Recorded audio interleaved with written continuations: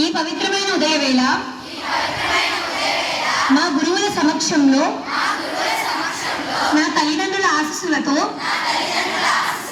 నా ఉజ్వల భవిష్యత్తు గురించి నేను ప్రతిజ్ఞ చేస్తున్నాను.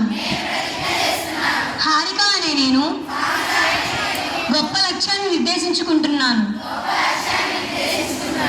భవిష్యత్తులో నేను సివిల్ సర్వెంట్గా తీర్చిదిద్దుకుంటానని మనస్ఫూర్తిగా ప్రతిజ్ఞ చేస్తున్నాను. నా దేశ పురోగతికి, సమాజ అభివృద్ధికి నా వంతు పాత్రను పోషిస్తాను. క్రమశిక్షణతో చదివి జ్ఞానాన్ని సంపాదించి ఇతరులకు సహాయపడే మంచి వ్యక్తిగా ఎదుగుతాను. ఎటువంటి కష్టాలు ఎదురైనా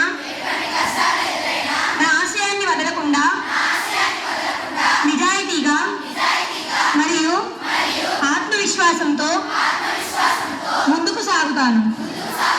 నా దేశానికి, నా తల్లిదండ్రులకు మరియు నా పాఠశాలకు మంచి పేరు తెచ్చేలా